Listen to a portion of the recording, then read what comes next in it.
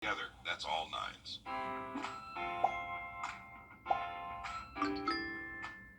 Thank you for rounding up at Parker's Kitchen to support Wounded Warrior Project. Your donation helps family support members like me receive the life-changing resources and programs we need. Thank you. Live from Augusta, breaking news. Well, an armed standoff in Richmond County this afternoon, causing neighbors to be evacuated and SWAT and a bomb squad being called to the scene. Thanks for joining us. I'm Wrdw. And I'm Zane Halliburton. The scene was clear just in the last couple of hours, but it's going to be fresh in the minds of those who live nearby for a while longer. This is our first look at the suspect, 33-year-old Mason Meeks. Authorities say this all started when they were searching for a wanted suspect in Columbia County, and he was found in Augusta. Your Hallie Turner joins us live from the scene there on Wiley Drive. Hallie, the area appears to be a quiet neighborhood, but that was not the case this afternoon. Yeah, when I talked with neighbors earlier, they were shocked as, when I got out on scene as to why the bomb squad was here, why SWAT team was here. But, they say that this is Wiley Drive is a quiet, super quiet area, but that all changed again, like what you just said, at 2 o'clock today, because deputies say Mason Meeks was wanted on 1 felony warrant and 5 misdemeanor warrants with an additional charges pending. And that's because of his outstanding warrants. Columbia County deputies let Richmond County deputies know they will be in the area to try and arrest him. But when things didn't go as planned for Columbia County, once they found Meeks right here on Wiley Drive. So they called in Richmond County shortly after 3 o'clock this afternoon. Richmond County deputies say while they were trying to talk to Meeks in the front yard, he ran inside the home and deputies noticed he was armed. So they called in the bomb squad and their SWAT team, and the standoff continued over the next hour. When I was able to arrive out on scene shortly after 3 o'clock, you couldn't see hardly anything down Wiley Drive, nothing but a sea of red and blue lights, sending neighbors into a panic, and the SWAT team still pointing their guns at the house. Deputies say Meeks was inside with 2 females, but they were able to communicate with Meeks through a public address system, and the 2 females were able to come out of the home around 3:37. But that's when the bomb squad sent in the robot, ultimately leading to Meeks' arrest. They used it to go and open the door, and then at that point is when he realized that the door was open, with the robot standing there. Just at the time, he decided to give up and come outside. Now, he was taken into custody safely around 4 o'clock this afternoon, but I actually was able to speak with Meeks' mom just a little bit ago, and she says that she's been talking to him since before deputies arrived earlier this afternoon, and she said her son was nothing but scared. This seems like the best case scenario, best ending for everyone involved in this situation. Hallie, I know you spoke with some people on scene there who said that they didn't even know SWAT was actually out there a few homes away. It's a very quiet neighborhood, as she mentioned, so a lot of shock from neighbors there on scene. Definitely always a scary situation when something like this happens, but again, thankfully everyone okay in the end. Thanks for that update, Hallie. To weather now as we take a live look at your first alert radar. Your chief meteorologist Riley Hill has the latest on some storms making their way across our area over the next 24 hours, Riley. Yeah, guys, we've had our eye on our... Tonight, the daughter of a man shot in the head in downtown Augusta over the weekend is speaking exclusively with News 12. Authorities say the 2 suspects on your screen, 28-year-old Damon Cole and 27-year-old Destiny Reeves, are accused of trying to lure 61-year-old Tracy Wandell to a vehicle to rob him over the weekend. Instead, authorities say Cole shot him in the head. Now, as your Liz Owens reports, Waddell's daughter says doctors are preparing her and her mother for the worst. And the last words he said to my mom before he walked out home was, "I love you," and "Bree." He said that basically every time he left. But when 61-year-old Tracy Waddle didn't come home Saturday night, Brianna started to worry. I was scrolling through Facebook, trying to, I was hoping that I would get a call. I was trying not to freak out. And I saw a headline that said a 61-year-old Edgefield man had been shot in the head. Brianna and her fiancé Jacob have spent the last 3 days by her father's side in ICU. You prepare yourself for things, but you can't prepare yourself for everything. This is one of those things you can't. Deputies found her father shot in the head early Saturday morning, just as the bars were closing downtown. What all did you hear about that night? I've heard mixed stuff. I'm not really sure what is accurate yet. Investigators believe 28-year-old Damon Cole and 27-year-old Destiny Reeves planned to rob her father. Preliminary investigative findings indicate that Reeds approached him and led him to a nearby parked vehicle where Cole was hiding. As Waddle neared the vehicle, investigators say Cole emerged and shot him. The hurt I feel is deep. The anger I feel is really deep, and I can't lie about that. There's anger there. There's a lot of anger there. Angry her father won't see her graduate college in a few weeks. Angry he won't walk her down the aisle this summer. He loves people.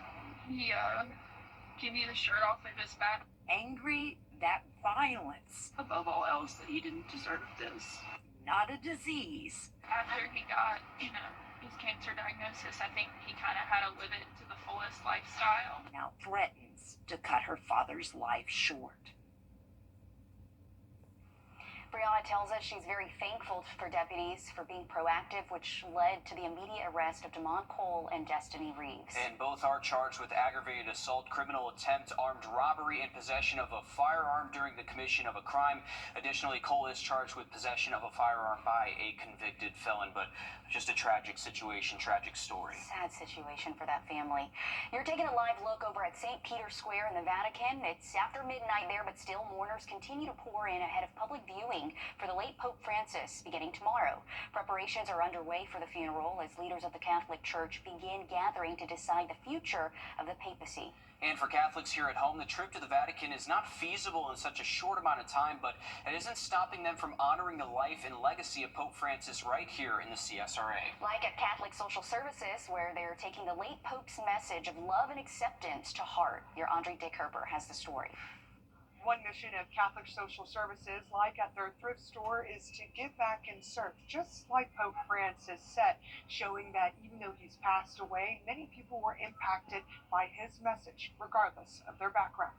Mourning. To be honest, I teared up. A leader in and out of the church. The one thing that I really loved about Pope Francis the most was his love of the poor, his love of the people. He was a man of the people. And so he was a good shepherd because he smelled like a sheep. He wanted to be with his people, which was very different from a lot of popes, in the past. That's also helping lead Catholic Social Services. His strong message was service to people, to others, especially those who are poor. And so that's what we were inspired to live out here, is to serve our community because we love Christ. We serve Christ first by serving our neighbors, and he really enforced and promoted that message. Being open and loving like the Pope, so that anyone. We bring all of our stuff that we want to donate here. They service, they do a good job in allocating their funds, and they help a lot of people. With any background, will donate, shop, or get help from them. He is about something outside of politics, where there's a lot of divisiveness, where there's a lot of hate and anger. And I think that the Pope serves as a voice calling us all back to the reality that, we're all human beings and we all live in this world together. We have to serve one another. If you want to come support the Catholic Social Services thrift store, you can come Monday through Saturday, 8 a.m. till 6 p.m. or until 5 p.m. to donate. In Augusta, Archie Gerber on your side. Thanks, Audrey. A heads up for parents and teens. There are changes to Columbia County's spring fair after unruly teens caused the fair to shut down early over the weekend. On Friday and Saturday, all guests under 17 will need to be with a parent after 6 p.m. Additionally, one parent can bring a maximum of 4 children. Teens over 18 will have to show their ID to enter the fair alone. The fair runs through Sunday, and the $10 admission benefits the Children's Hospital of Georgia. Riley? Well, only a few of us saw some beneficial rain today. More of us are going to see it over the next couple, and there actually is a low severe weather threat. Much more in the forecast coming up. Time and Temp, brought to you by your First Alert weather team. Introducing the First Alert Radar Network. With up to 10 times the resolution of other local radars and technology that can pinpoint right down to your street. First just got faster. It's bow time. Warmer Saturday, but then we cool off back to seasonal averages by Sunday. All right, thanks, Raleigh. In 2021, Augusta City leaders voted to create a homeless task force. Now, 4 years later, the group is under new leadership and making big waves by going small and focusing on building relationships with each of the people that they're trying to help. They're also teaming up with the sheriff's office and their street outreach committee to bridge the gap between law enforcement and those experiencing homelessness. Your city government reporter, Sydney Hood, joins us live in the newsroom. And Sydney walked us through what they're doing on the day-to-day to help address this seemingly never-ending problem. Twice a month, deputies with the Sheriff's Office Street Outreach Committee go to various locations across the county to build relationships with individuals experiencing homelessness. They're offering support and connecting them with resources that can help them move forward. These pictures tell a story of what's reality to some, but hidden to many. We have plenty of individuals that stay in wooded areas in South Richmond County that have no idea what's available. In the woods, deputies are not patrolling, they're asking what their needs are. What can we help them do to not be homeless anymore? And searching for answers. The only way to do that is for our deputies to learn, just like they learn what the state codes are. They now are very interested in learning what is available to this population. What can we do to help? It starts by reaching people where they are. At our last engagement, we actually had 2 medical students with us that actually arranged for some of our individuals to receive treatment. And of course, we have our program with the bus tickets, which has been in existence for a while. From Augusta Transit and the Salvation Army, we give them the bus tickets to make the appointment and anything else we can do to help them. Rhodes says this is proactive engagement for deputies, volunteers, nonprofits, and other individuals that are on the task force. The overall goal, she says, is long-term solutions and not jail time. And Sydney, is there anything we can do from the sidelines to help this task force? Well, the Outreach Committee will be back out on April 30th. You can be a part of the outreach by sending a message to the Augusta Richmond County Continuum of Care for the Homeless Facebook page. And if you have a concern or you see something suspicious, you can call 311 to report. And it certainly is a community effort to help those in need. Thank you, Sydney, for that.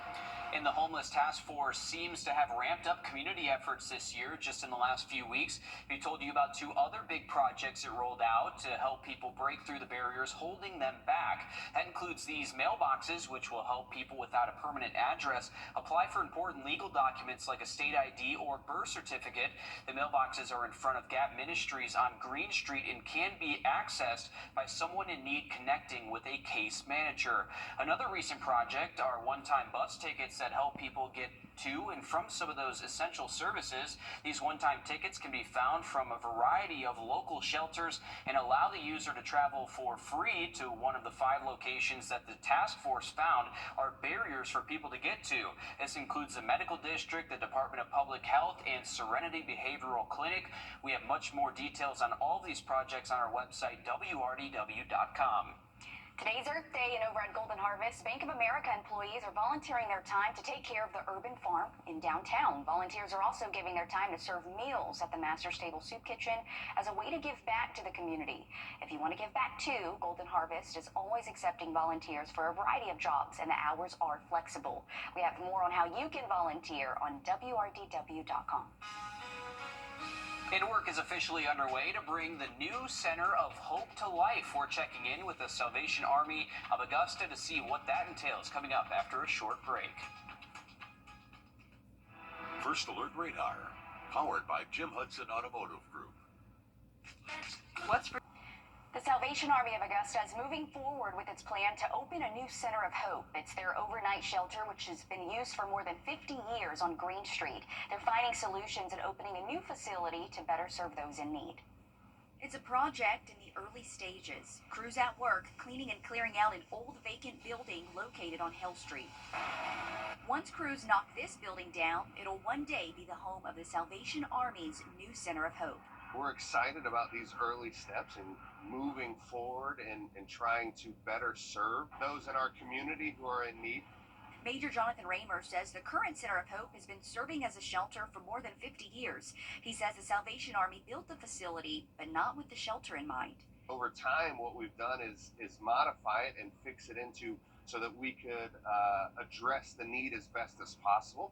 However, because of the building being the way it is, there are only certain things we can do in order to make it conducive to be a homeless shelter. He says having a new Center of Hope would change that and allow them to do more for the increase in people they're seeing at the shelter. So often when we view of homelessness, we think of men, but really the reality is right now we have more women and children in our Center of Hope than men. And so being able to address that better and more systematically is an important piece of this.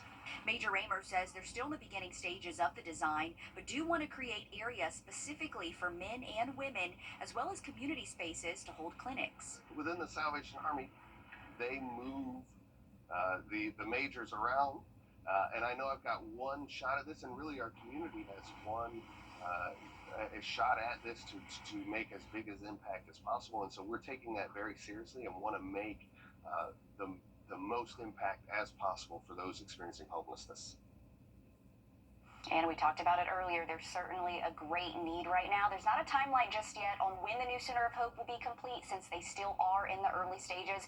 But again, it will be on Hell Street, not too far from May Park. And it looks like a much larger location as well. Almost looks like a warehouse type of setup. But it's sad to hear that they are seeing that increase with more women and children showing up to the shelter. So it is a much needed resource. It is, and they are calling on the community. You can always support the Salvation Army and their mission. We have information on how to do that on our website, wrdw.com. And take a look at our 3-degree guarantee brought to you by Tub Doctor. Our forecast 87, actual high 86, so $50 more heading towards the Boys and Girls Clubs of Greater Augusta. Now a quick look at our 7-day just after a short break. Your safety comes first with the First Alert Radar Network. First just got faster. Hi, Suzanne Lily Michael here with Hardwood Floors and More. We truly appreciate the opportunities we've had to work in so many homes over the years. And now we want to invite you to our showroom to discover why we are the company that friends recommend. Our quality products, knowledgeable staff, and the tremendous skill set of our technicians is what has made Hardwood Floors and More the most trusted locally owned business for over 30 years. Hardwood Floors and More, so much more in store for you. A big truck ruined. Or enroll online at quitnow.net/Georgia. Another quick look at our radar network showing that we are still keeping an eye on just a little shower activity, mainly in the western northern CSRA, but you can see the last couple of scans that have come through are showing that this band of activity is weakening, and that should be the trend as we head towards sunset. Once we lose that daytime heating source of the sun, most of the activity goes away pretty quick. But over the next several days, we are bringing back much higher rain chances and better coverage of thunderstorms. You can see Wednesday, Thursday, everybody has a pretty decent chance of seeing these thunderstorms for us, but once we get Friday, Saturday, and into the weekend, coverage of storms does start to decrease, and I would say the weekend forecast not looking too bad. Outside of Saturday, we'll bring in the last little bit of a front, and that could kick up maybe a stray shower thunderstorm out there. Next couple of days, though, really want to make sure you have that umbrella nearby, and also have our First Alert weather app downloaded. That'll be a great way to receive any alerts. Now, if we do have any, I will say that the severe weather threat does look low, but it's not zero, so just make sure you are staying weather aware. Gusty winds, small hail, the main concern with storms, but whenever there's a thunderstorm, we're also watching that threat for heavy rain, lightning as well. So as we always say, when thunder roars, get indoors. I love that. Thanks for staying on top of it, Riley. We're back live on 26 News at 7. And for News 12 at 10 and 11 o'clock. Thanks for watching.